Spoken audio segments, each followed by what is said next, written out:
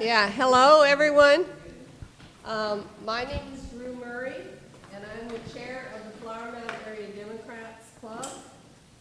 We want to welcome you to the Flower Mound Area, the forum for the candidates for town council and school board. All of the questions that will be asked of the candidates were submitted by members of the club. I want to introduce you to Frank Nevarez. He's our moderator today. He's a businessman, he's a Toastmaster, he's an author, and we are glad to have him as our moderator. Frank?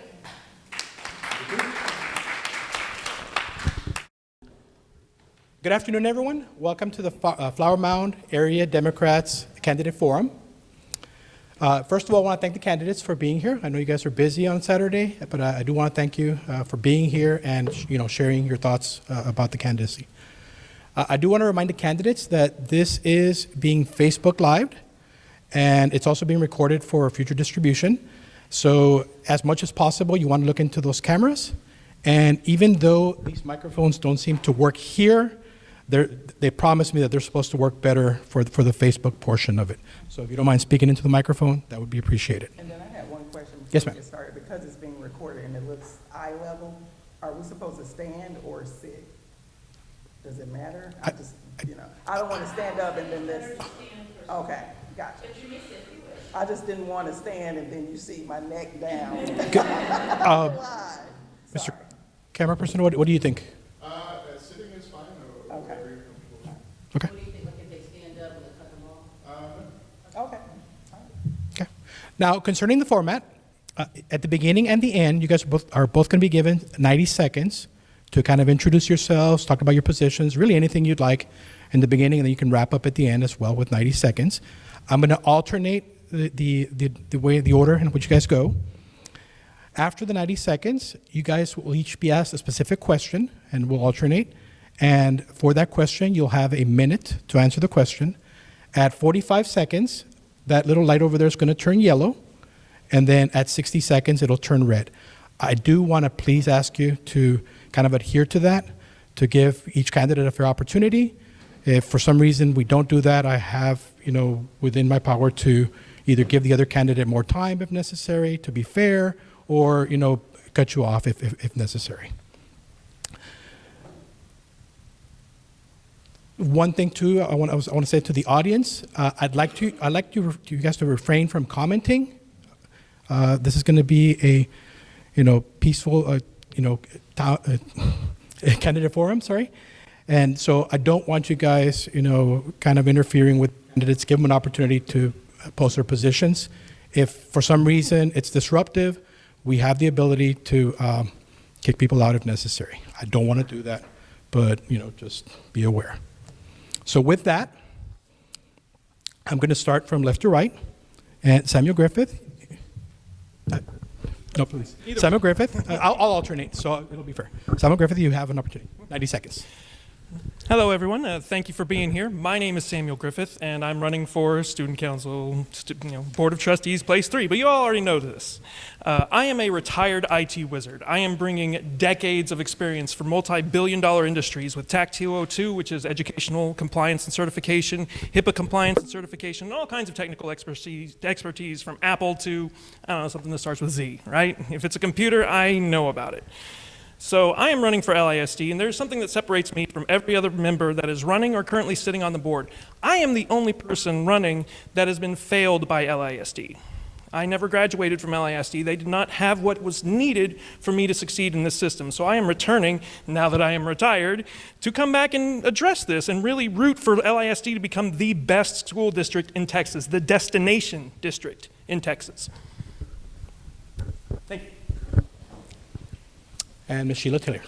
Hello, everyone. Thank you for coming out. Just want to thank the Flower Mound Area Democrats Club for having us out today.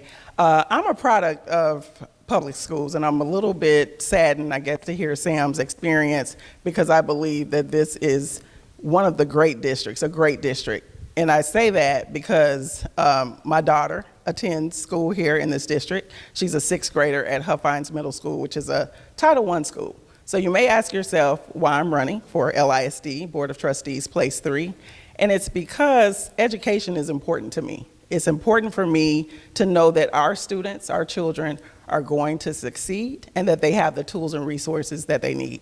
For me as a mother, I want to make sure that my child can take care of herself once I'm gone, and I think that that's very important. So I want to make sure that our kids are able to be ready for college, that they're able to be ready for a skilled trade if they want to start a business. My background, I am a CPA, have 25 years of experience, accounting, financial, and I think what sets me apart is that background. One of the main roles of an LISD Board of Trustee is to approve a multi-million-dollar budget. And I think I have the skill set to analyze financial statements, analyze the budgets, to also make sure that your investments and mine as taxpayers are allocated properly, and to make sure, again, that the students get what we want them to have, which is a superior education.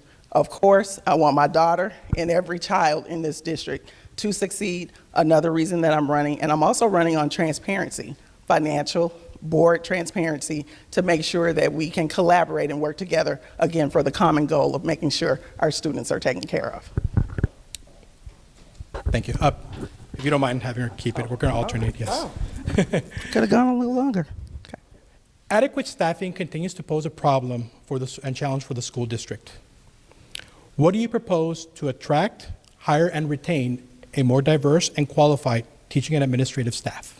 Those are great questions, and my daughter plays soccer, and I bring that up because one of my friends that's a soccer mom is in administration for LISD, and she spoke about having 140 positions open currently in the district. We know that we are having problems retaining teachers, and I think this is across the board, not just this district, that they are leaving the profession to do other things.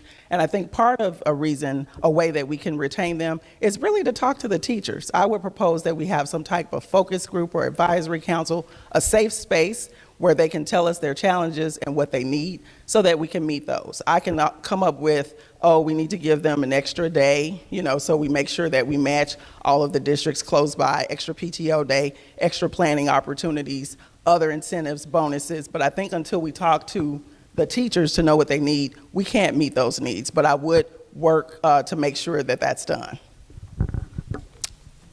Thank you, Ms. Taylor. Mr. Griffith, do you need me to repeat the question, or? Yeah. Sure. Adequate staffing continues to pose a challenge to the school district. What would you propose to attract, hire, and retain a more diverse and qualified teaching and administrative staff? So, like I mentioned, I want LISD to become the destination district. Once it becomes the top district in Texas, the best educators are going to find us.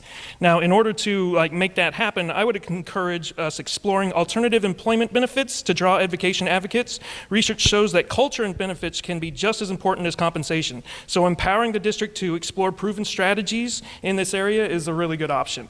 I also think that providing our teachers with improved long-term incentives for continued engagement with the district can retain top talent. Our teachers' compensation needs to remain competitive, keeping pace with inflation, so they don't get priced out of the community that they serve. Thank you, Mr. Griffith. Yes, keep it, All right. please, if you don't mind. What are some of the current equity disparities in LISD, and how would you address them? Equity disparities. Within the schools, within the... Sure. Well, so LISD is doing an amazing job with what it gets from the public trust. 40% of the students who go to LISD, of the 52,000 plus students, 40% of them are at risk. And we already catch 98.5% of them, and that's an incredible amount. But that 1.5 amount that they do miss, that 1.5%, I was one of those. And so that makes a difference, a big difference. So we need to get to every single student, not just the ones at risk, but the ones that are already attending, and make sure everyone can go through and proceed on to have a happy and fulfilling and successful life. Thank you, sir. Ms. Taylor, would you like for me to repeat it, or? Yes, you can go ahead and repeat it. Okay. What are some of the current equity disparities within the LISD, and how would you address them? I think the equity disparities I see, and again, I mentioned that I have a child that's going to a Title I school, Huffines Middle School, and I think what I really see is there's not equity with some of the programs that are provided across the district. And I know that's a challenge, right, because LISD is across, 126 square miles, 13 towns and cities. So you may not have the same experience, in the central part of the district as you would maybe the eastern part. But I think we need to do a better job of making sure that we address those equities so that if there are curriculum offerings at one school, you have the ability to have those same offerings at other schools. When you think about fine arts, when you think about foreign languages, when you think about some of the college preparatory programs that we have, some of the technical programs, I think we just need to take a hard look to see where we need to replicate programs that are doing really well throughout the district so that every child has the same experience regardless of their zip code. You don't mind keeping that? Oh, I keep doing that. Sorry, is that confusing? No, it's not. I'm trying to be fair to No, both you're of you. fine. Okay. All right, Ms. Taylor. Many students are behind due to COVID and the teachers are stretched. What suggestions do you have for helping students catch up and reconnect with friends without further burdening the teachers? I think that that is a great question. And first of all, if there are any educators in the room, my hats are off to you because that little time that I had to teach my own child at home, let me tell you, I wanted to run away. So thank you for all that you're doing.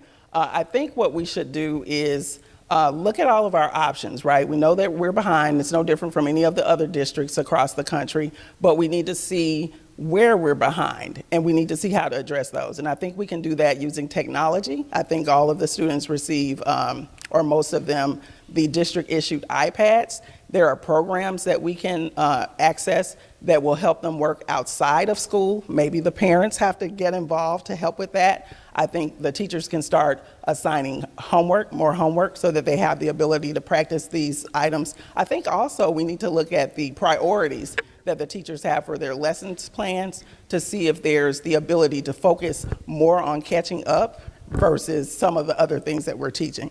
I also think that it's important to, well, we may even need to look at extending the school day or even look at summer school. So those are some of the options, I think. For me to Please. read it? Sure. Many students are behind due to COVID, and teachers are stretched. What suggestions do you have for helping students catch up and reconnect with friends while not further burdening the teachers? All right, so I am not an education expert. Dr. Stacy Barker, running for position 4, she has a PhD in educational studies. So, being part of these multi-million, billion-dollar institutions is part of being a team and includes listening to both the community and experts to gain from their wealth of knowledge and experience. Our council is blessed to have many who have made educational practices and procedures their specialty, and I would listen to their expert counsel. However, I am a technology wizard and guru, so digitally assisted learning programs have been shown to be extremely effective in comparison to repeating a course. I will advocate for programs that encourage students to learn more, learn faster, and learn better. Yes, sir. The next question. What are your top 3 goals if you were elected to the Lewisville ISD board? I would want to put in place procedures and systems of success that have been proven to work in other districts.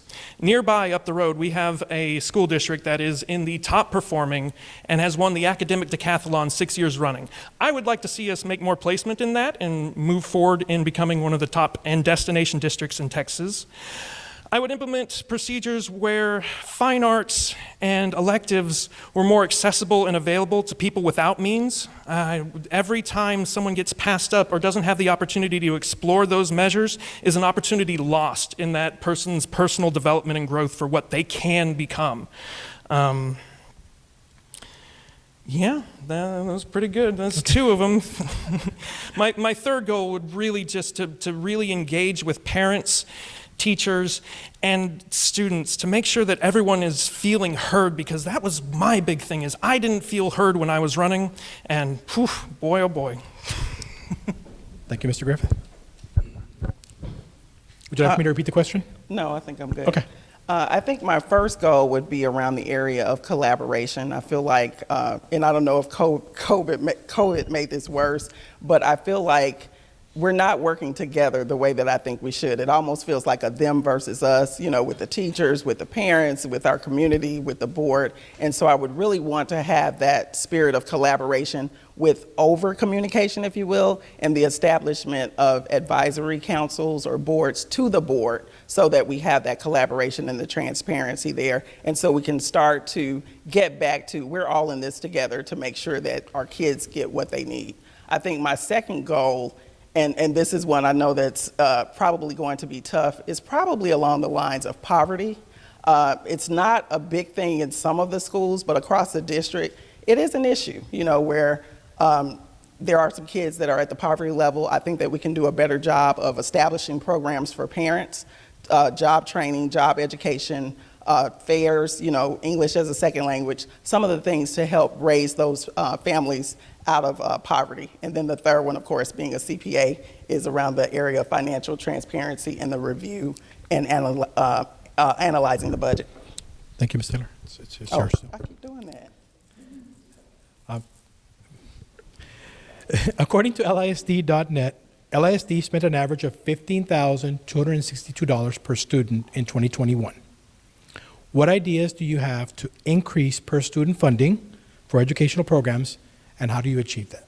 So this is a tough one because you have a lot of the voters, I guess, or people that have talked to me talking about we're paying too much in taxes. When are you going to do that? Are you going to reduce taxes as if I, have the ability to do that? And then you have the other side who feels that we're not spending enough, on our students. I looked at the budget, and I will say, happy to report that, LISD is operating very well. They're operating pretty leanly when you think that they have to send $50 million back to Austin through that recapture program. I think to increase that amount, it's just like anything. You have a budget, you have to either decrease expenses or raise your revenue. And I looked at some ways that maybe raising revenue to have community partners and corporate partnerships that can pay for some of the programs that we want to do to engage the community so that they contribute, sort of like a GoFundMe, if you will, around certain schools or different programs. And then just to make sure we're not missing anything in our budget that we may need to cut. So those would be my proposals. Mr. Griffith. According to the LISD.net, LISD spent an average of $15,262 in 2021. What ideas do you have to increase per student funding for educational programs, and how would you go about doing that? So first I want to mention and get out of the way that LISD is an incredible trust for the public trust given to them. They've been doing an extremely amazing job. 98.5% success rate for graduation, and we spend less per student than most of the schools in the nation on average, and well above the national average for graduation. So we're already doing a fantastic job. In my experience, institutions that do not invest in themselves are always the ones that fail. The ones that aren't willing to put in the capital and effort to bring in the innovation that's needed to keep up in the changing times have always been the ones that have gone under. Now, where that money is going to come from, I'm not really supportive of increasing or decreasing taxes in that way, but I think that partnering with certain areas for learning and institution can become revenue generative, and I think that the district can look at other infrastructure policies that will change expenses that I've seen on our accounting sheets into revenue positive generation. Thank you, sir. The next question. What kind of education grants do you believe the school board should apply for, and how would you use them? One more time. Sure. There are educational grants out there. Okay. What kind of education grants do you believe the school board should apply for, and how would you use them? Again, being part of council, being part of a board, is being able to draw from the experience and knowledge of the people who sit on that board. And while even the existence of these grants are just news to me, I can listen to the expertise of others. And that's what being part of these teams has been, listening to the expertise of others, listening to parents, listening to teachers, listening to leaders in the community, and drawing upon their wealth of experience and ideas. So I would listen to people like Dr. Stacy Barker and move forward on those. Thank you, sir. With respect to specific grants, I'm not exactly sure what specific grants we would qualify for, but that is one of the areas I wanted to look at to raise funds. As I mentioned, corporate partnerships, community partnerships, and grants. I will say, and I'm going to assume, again, not really knowing, even though I attend quite a few of the board meetings, I would hope that we would have a grant writer on board. If not, I would say that would be the first area that we would look at to make sure that they could identify the grants that are available to LISD, and then decide what we need, or figure out what we need to do to go after those grants. What do we need to complete? What do we need to have in place, and go after those? I mean, our kids are worth that. this district is worth that. Thank you, ma'am. Oh, Next keep question. doing that. I might as well let me just move up a little bit. LISD employs a director of equity, diversity, and inclusion. Do you support retaining this position? And if not, what do you suggest in its place? I do support retaining that position. I think it was, it showed that the district was making an effort to make sure that all of the students feel included. And I think that that is so important. I grew up somewhere where we were segregated, to be honest, in the Delta of Mississippi. You know, the blacks on one side, the whites on one side. We never met at school. I had my first white friend when I went to the military after I graduated high school. And I think I don't want that experience for my child. I love the school she attends because it's so diverse. There's not just about race, but across socioeconomic groups, religion, whatever it is. And I think that's the way this world is. We say it's a melting pot, so I think that we need to support that in this district. So I would retain him, and I would, hope that the board is working with him to come up with programs that help promote diversity and inclusions, again, so every child feels welcome, feels a part, that they have a place in this district. Thank you, ma'am. Ms. Griffith, LISD currently employs a director of equity, diversity, and inclusion.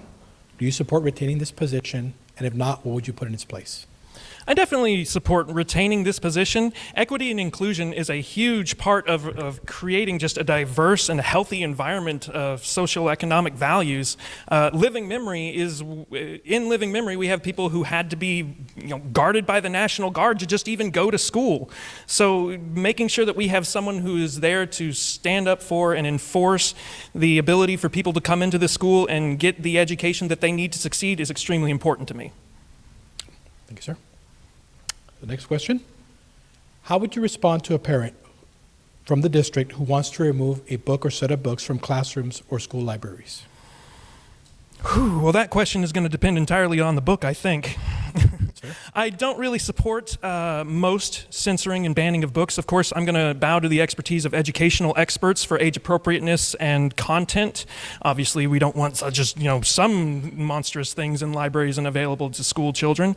But at the same time, we needed to put a tamper on and realize that public education is just that, public. And just because someone holds a private value does not necessarily mean that that private value needs to be enforced on people who do not necessarily have the same private values. The First Amendment, the Fourth Amendment, all these freedoms that we claim to hold are extremely important, and we need to be good stewards of that trust. Thank you, sir. Can you repeat the question? Yes. How would you respond to a parent from the district who wants to remove a book or set of books from the classrooms or school libraries? What I would start with is letting the parent know that there are actually policies in place where censorship should not happen or should not need to happen. LISD has a policy where I believe the librarians have a rigorous selection process that they follow to decide what books to bring into the district. If by chance a book, gets through that rigorous process, they have review processes in place that happen periodically to make sure that they're checking to make sure books are, not, have, I guess, age appropriate and curriculum appropriate lessons. I guess if a parent, we do want parents to be able to speak and have the freedom to be involved in their kids' educational experience, but again, just making sure that I follow the policy as a board member and don't put the district at risk by putting my personal feelings about whatever it is, just reminding them of the policy. Okay. Oh, I keep doing that, sorry. What do you see as the biggest challenge facing LISD today, in the near future, and in the long term? I honestly see the biggest challenge, and maybe because I've been looking at the numbers, and I know at my child's school it's not the same throughout the district, but I actually sat there and looked at the schools, the poverty issue, because I was shocked to see that at her school, 7 out of 10 kids were at the poverty level, and as I kept going and looking at the various schools, I was surprised to see that throughout our district, and I feel like we have a duty to address that, which is again why I want to have really some type of action force or something that talks about poverty. You know, personally, I've been asked to make donations to schools in the elementary schools in the district. I know that some don't have snacks. I had to deliver water, you know, at various times at some of the elementary schools, and I think we don't do enough there. You know, kids can't learn if they're hungry, if they're worried about where, you know, where are we gonna live? Are we gonna be homeless? You know, is my mom gonna have a job? And I think that that's the main focus. And then the other focus is just making sure that we're competitive, that our educational offerings, that our educational offerings are competitive. Did it go out, the timer?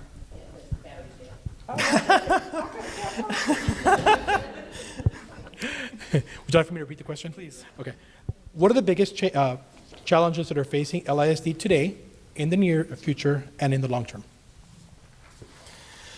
So one of the biggest problems that I've experienced with LISD is unenthusiastic and unmotivated teachers. That is a problem that schools are going to face for forever, and it is one of the biggest problems that can impact the education of every single student that has that particular teacher. Good teachers, in comparison, can just inspire and teach and have these children grow, light a fire in them that they didn't even know they had a fireplace, right?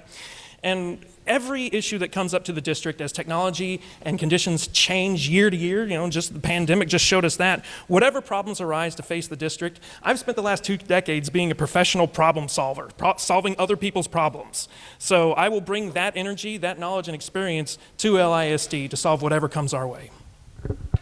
Sir. And that wraps up the question portion of the speech today. If you don't mind passing the microphone to her, since we started with you. Okay. Yep. We now have like 90 seconds to wrap up, so Okay. you can talk about whatever you'd like. I just want to say that I'm here to ask for your vote. I want to win this time. I didn't win last time, and I'm back to win because I think the board deserves someone like me, someone that's a parent with a vested interest in making sure this district is operating the way that it should. I think the board deserves a financial expert. We talk about budgets. There are propositions all over that we're talking about raising caps on, the appraisals and taxes. I think you need somebody there that speaks that language. I think when you're looking to add to a team that's already there, you want somebody that will enhance what you have, that may bring a skill set that you don't have. A little bit more about me. I am a veteran, so I believe in working hard and getting things done. I am actually a volunteer in the schools.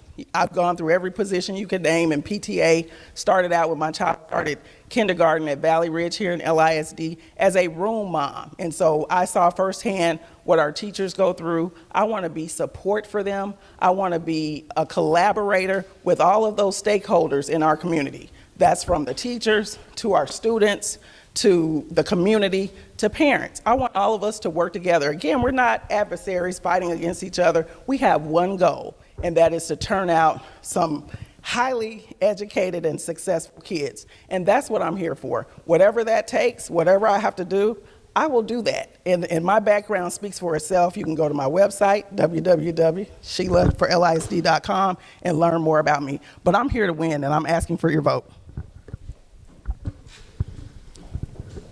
You have 90 seconds, sir? All right. Well, I want to thank everyone for being here first off. April 23rd is the first day of early voting. It's the day before my birthday, and I know you didn't get me anything, so you know what? If you would just go vote. You don't have to vote for me even, because the turnouts for school board are just ridiculously low. The fact that there's so many people in here, this is like 100th of the people that are even going to vote for this election, so I appreciate your involvement. I am running to make a difference. I'm just amazed at the differences between everyone on the school board. I am not a parent. I just remember being a student. I remember the school system failing me and not being what I needed and having what I needed to succeed. Now, I went on to succeed with the lessons that they taught me before, and I'm very thankful for LISD. So I want to come back to this board and really drive engagement with the community and with people who just feel unheard from their district. It's crazy how few people really take the involvement and time to be involved in this. So please consider voting, consider encouraging other people to vote, and consider voting for me, Samuel Griffith. At this point, I'd like to thank the candidates. Very well thought out answers. I'm really impressed with both your campaigns and speeches. Once again, this is for place 3, Lewisville ISD, Ms. Sheila Taylor and Mr. Samuel Griffith. Thank you, guys.